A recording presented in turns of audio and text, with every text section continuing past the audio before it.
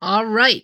Hello and welcome to anyone and everyone who's decided to watch this video. Today, more Blockies getting caught up with the rest of the classic class. Although, who am I kidding? By the time this video is edited and uploaded, the next two will be out and we'll all already have them. But we're getting there. We're almost caught up. And this time we're going to do 4 in a video, because these 4 all came out around the same time, and they are all for the newest greatness in Transformers fiction, Transformers 1. Such a great movie. I really hope that sequel gets approved. And we've got 4 different figures right here, and we will start with our main character of the film, Optimus Prime, in his final form, and this is him in his Optimus Prime state. And you're already seeing the biggest problem with the figure right there. But I do really, really like this figure. He has a very yellowishy ness to his silvers, because I guess that is just how this Optimus is supposed to look. I've never really noticed this in the film in any of my watchings of it yet, but I guess for everybody who complained about the Studio Series toy, this is accurate. This is how he's supposed to look. And of course, being classic class, he does have the beautiful LEDs in his eyes and the matrix, and his matrix isn't really removable. I thought it was going to be, but no. You just put it in there, put the window over, and I mean, you can remove it, but you'll have to completely disassemble his chest. Like, you can't flip the door open and pull it out like I thought you'd be able to. But no, he's just Optimus Prime. He's got really nice detailing here in the legs. I like this knee joint, how this works. That's pretty fun. You can see like the little panel for where his wheels should be. He's got this big gray block inside his leg. Really like the designs of his feet. He's the TF1 Optimus, which is just a great design in general. His hands look a little weird, his relaxed hands, but it's fine. It's fine. And yeah, he's got all the decent movement. He's got regular articulation movement for a modern action figure thing. The biggest problem is his little hip skirts, that they do slightly limit the motion of where you could put his legs. Like, you're not really going to get him in a proper sitting position, and they can easily be popped off. So that does annoy me, especially because there was an easy way to fix that problem, and they did it in for one of the other figures here. Megatron. It's Megatron. He does it right. But something this figure does do that's pretty cool is the way his shoulder articulation works. Is you see this big curve here, like how is that supposed to go in and out? Well, you do this and it hinges up, revealing some of his robot parts, but it's not going to fly off like, say, Slug in the Galaxy class did. It's just hinging back and forth, and when you want him to go back down with his arm, you can just push it back in, and voila, he's back to normal. And of course, he's got his smokestacks. They are locked in place, so if you wanted to put them on to his forearms for shooting fire, like he did in the film in that one scene, he can't really do that. And if we turn him around to his back, he's got the little silver backpack piece. And yeah, that's about it for his robot mode. He doesn't have any other modes for just his basic looks, but we do still need to take a quick look at his head, and you can see he does have his faceplate on, and that is really nice. But this is the first classic class Optimus to come with an unmasked face, and that is a really nice inclusion. The first classic class Blockies in general to come with an alternate face. Actually, no, Primal did, didn't he? Yeah, Primal did, but, like, no one else has. And to swap it out, you just have to pull his forehead off. Then you take off this other faceplate. And there we go. Exposing the inner part for his eyes. And then you just slot the eye pieces into the unmasked face and put the forehead back on. Then pop the thing back on, and voila, we got a face-bearing Prime.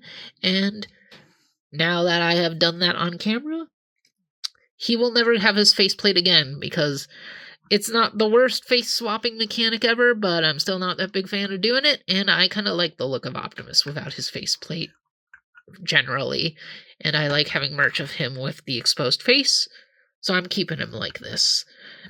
So we can look there, he's got a very neutral expression, but, you know, that's fine, that's fine. And he's all lit up.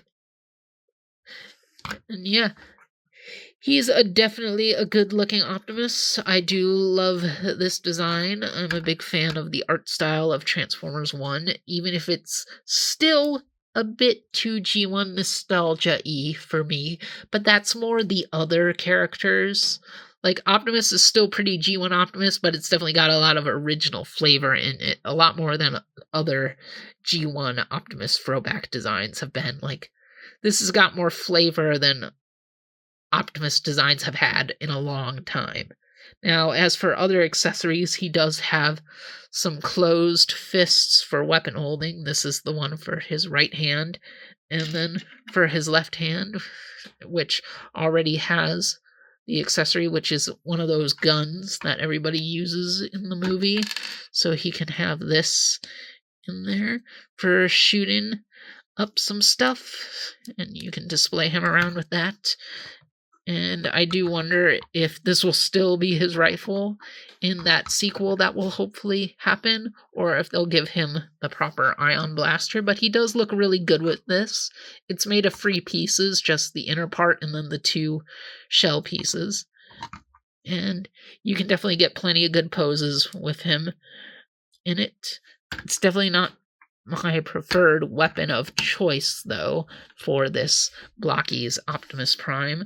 That definitely goes to his other accessory, which is his Energon axe, and it's bright and blue in the movie. So it is here, but it's also got this green fading on the blades.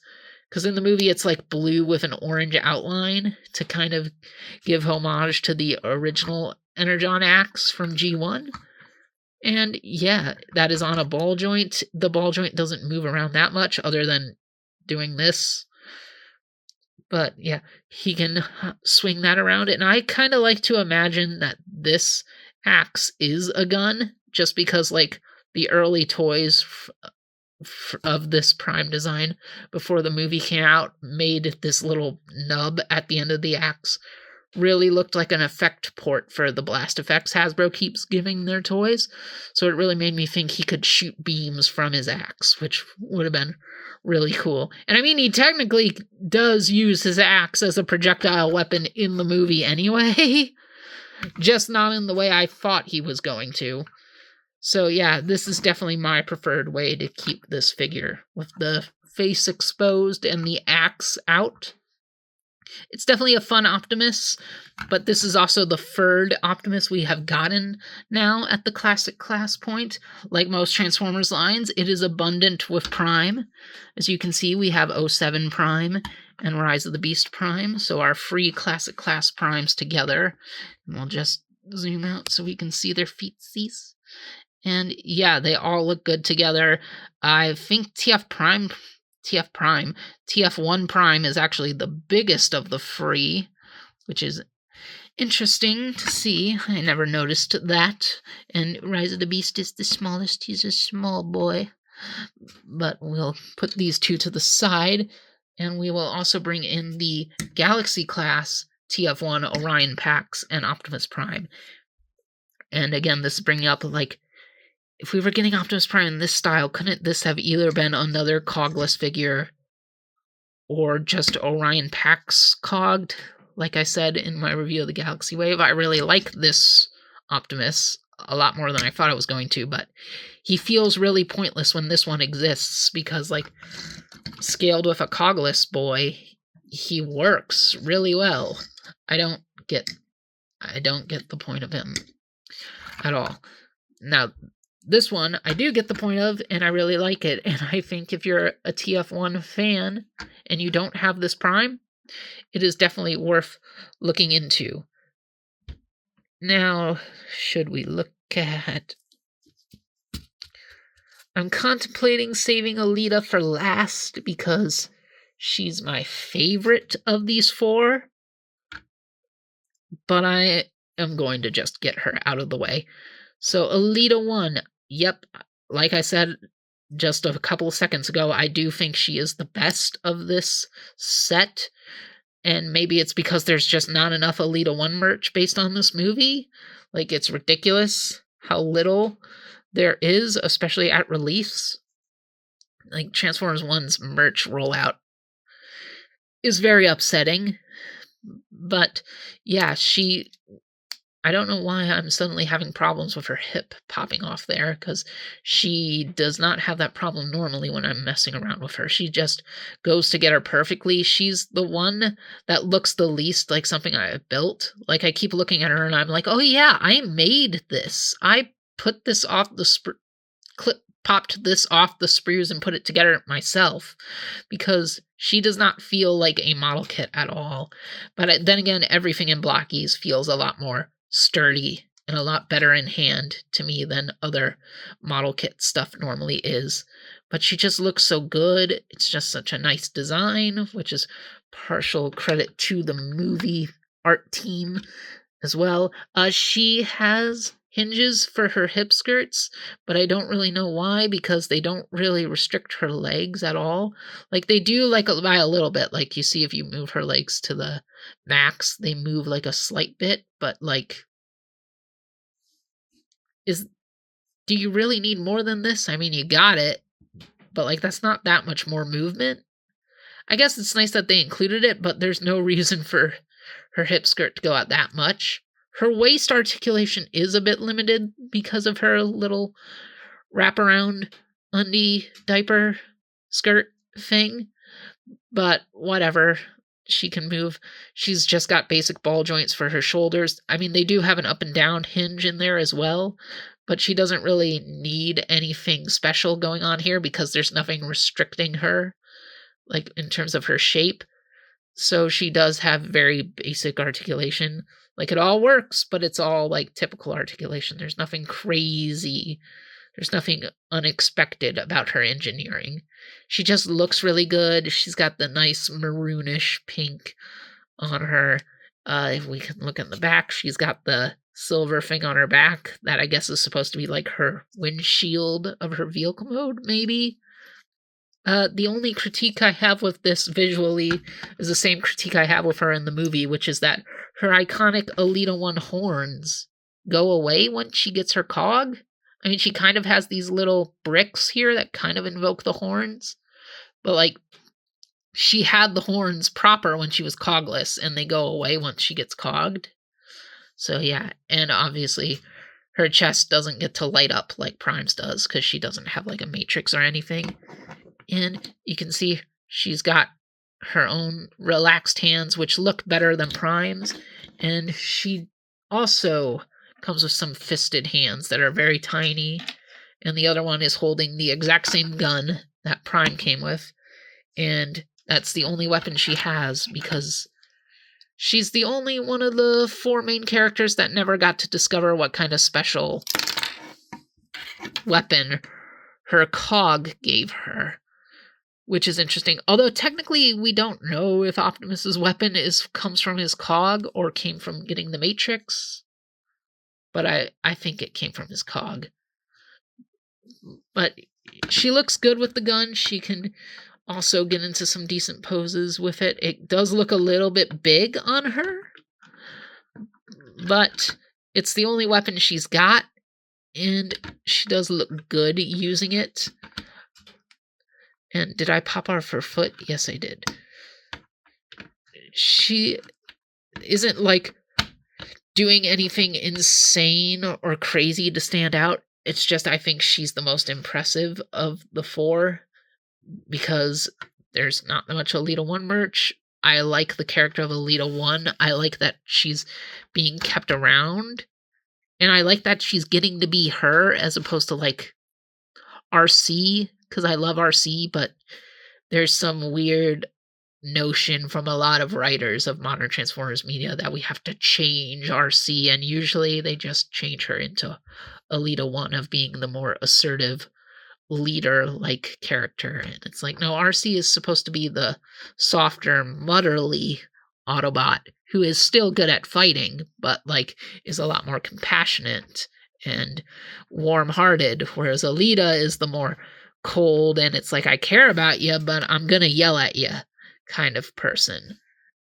So it was cool getting Alita to be in the forefront for once in a Transformers media and getting her in a movie.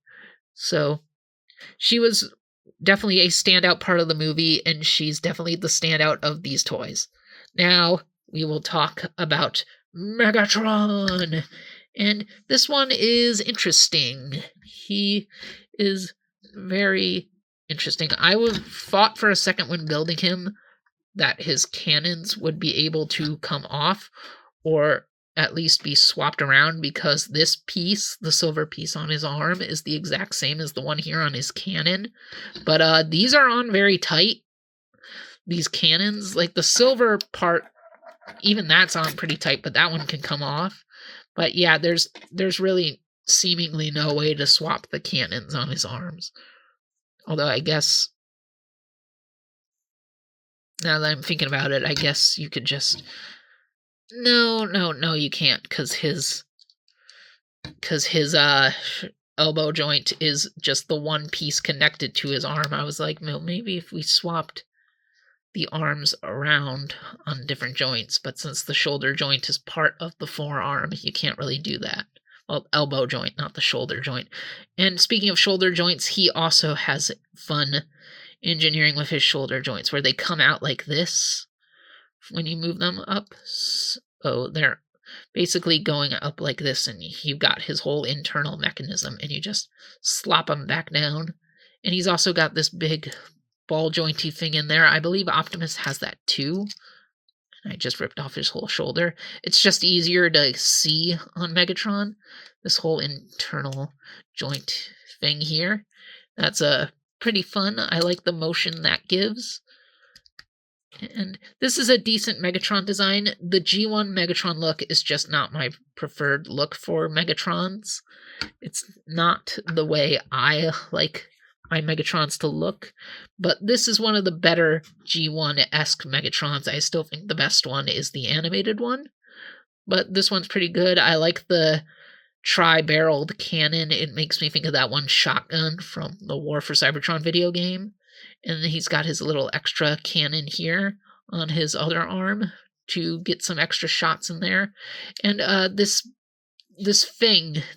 extra gray piece on the back of his head doesn't seem to be in all the way on mine, as you can see with the extra bit of the light that's shining through it here. I feel like that means this piece should be in further, but it's not, and it isn't popping off or anything, so I'm okay with it like that.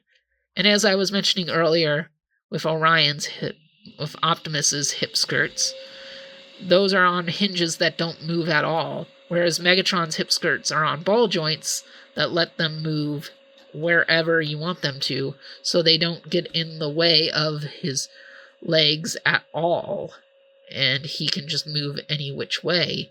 And I'm really annoyed that Optimus doesn't do it like that. So I probably would consider Megatron the better figure, but I just like Optimus's look more, so that makes me like the Optimus. And he's got these big old Megatron legs. I hadn't really taken a good look at them yet. He's also got a pretty fun knee joint.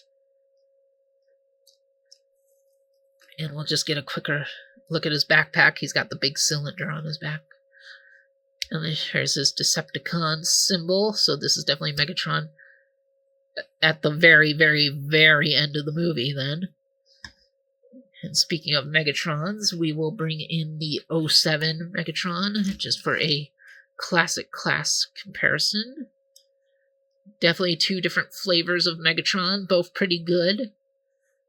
And yeah, I do like this Megatron figure more just because I feel he's a little more unique, whereas this is very contemporary, but maybe I'll get more into this with time.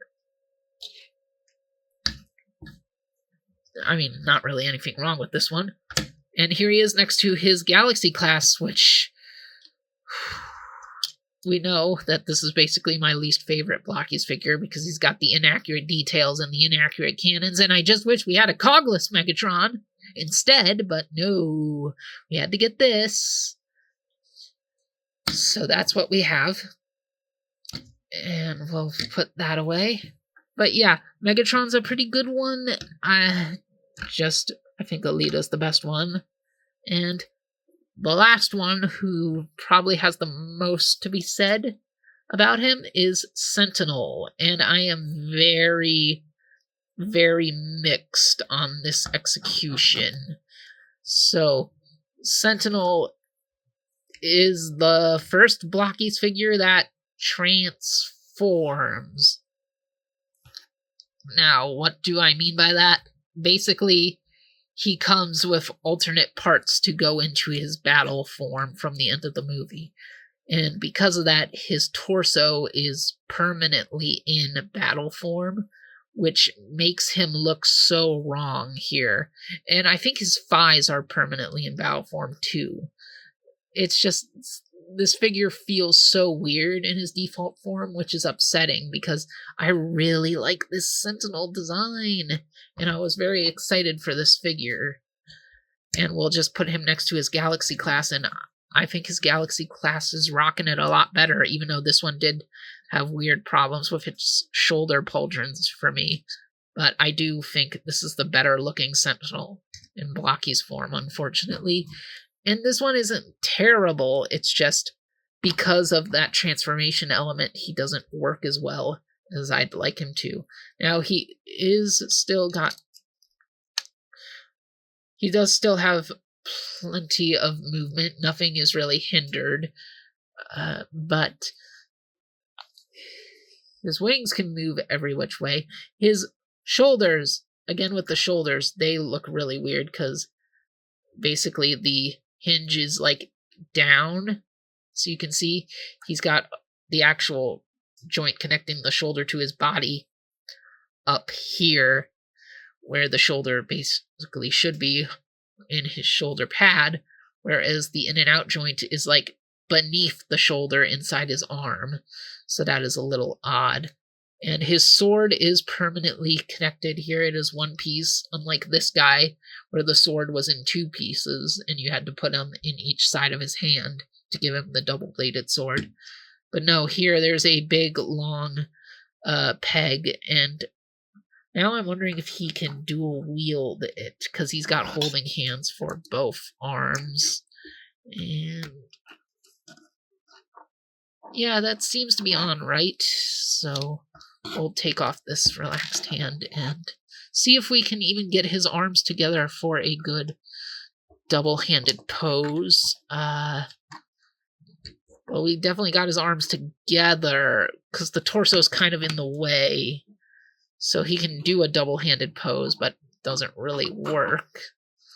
So we'll honestly just take the sword out of the picture now, and we will get to that combined mode. And he does have another one of these relaxed hands, if you cared.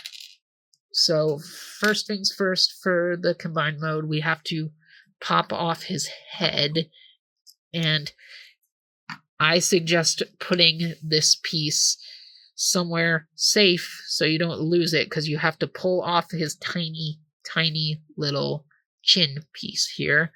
So, put that away, and bring out the faceplate so that his mouth and nose are covered up. And you get that, so just put that back on his head. Then for his arms, you take off the panels, and basically in normal mode, you put them in here. Super mode, put them here. And once you've done that, he gets his arm cannon from the movie on this arm, and then you put this one here and this one here.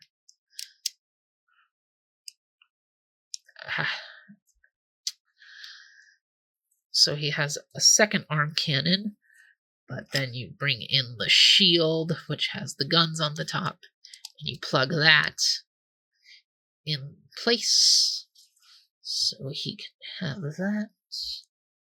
And you pop off the foot and pull off this panel on the outside of his leg.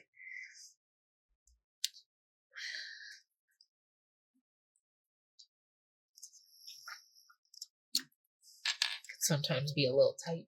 And you gotta take one of these 4-barreled cannons. You put them in the place. Then you take the same panel you pulled off and put that in there. Then you take one of these jet thruster feet, doesn't really matter which one, and put that on instead. Do the same thing over on this side.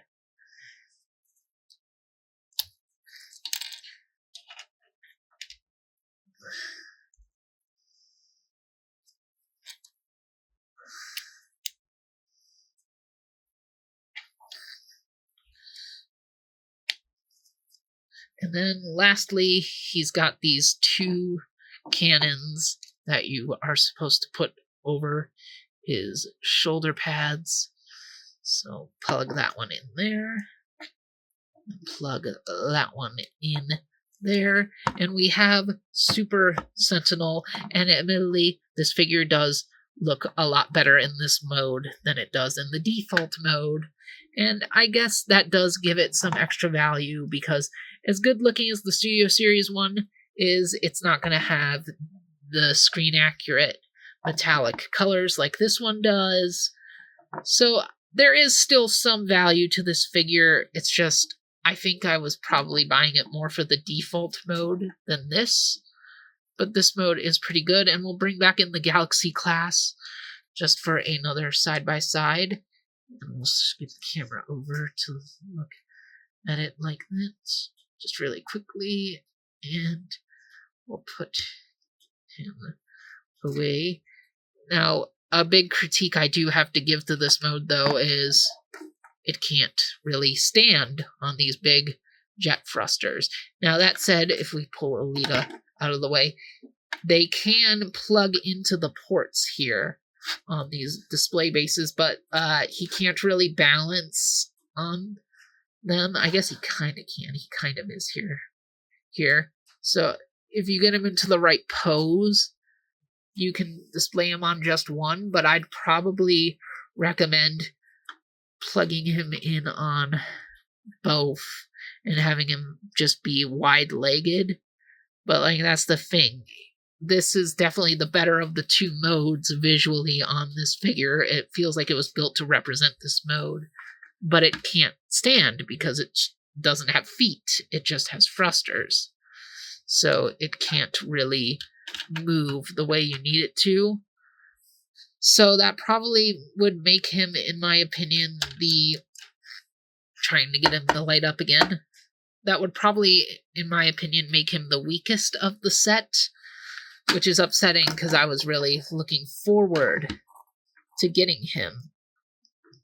But like, he's not bad. He just isn't some amazing, wonderful, show-stopping piece like I was kind of hoping for. So none of these figures are really that bad, but Alita is definitely my favorite of the set. And I forgot to do this earlier, but since I pulled them out for this video, I'm going to do it anyway. Show them with the Cogless Rebellion. Get Wheeljack in here next to Alita. Got Hound and Optimus and Ironhide. Where can I put Ironhide? Kind of don't really have room. We'll just put him in between Hound and Optimus. Just because I love these Cogless boys. So we have the Autobot Rebellion and Megatron and Sentinel behind them, seemingly getting ready to kill them. So yeah, got that done. Just for the heck of it, got that put together, and we'll just quickly get these guys all lit up again, just for the heck of it. And yeah, that was the TF1 Blokees, the first 4 anyway, because Bumblebee and Starscream are coming. So Sentinel, I would say, is the weakest. Then I would... Optimus and Megatron are kind of even, but personally I like Optimus more, so we'll put Megatron at 3, Optimus at 2, and Alita is definitely the best here of the set. But they're all pretty decent. If you like Transformers 1, if you're a Transformers 1 fan, I would definitely recommend these very much. This is some of my favorite merch I have gotten for this movie, and I'm definitely excited to get B and Starscream. So, I think I've rambled on enough. Thank you all for watching, and see you guys around. Greetings, human germs. It is I, Skywarp. Lord Megatron demands that you subscribe to this channel. If you do, then you may be spared from the Decepticon conquest of Earth. You would be wise to do as he says.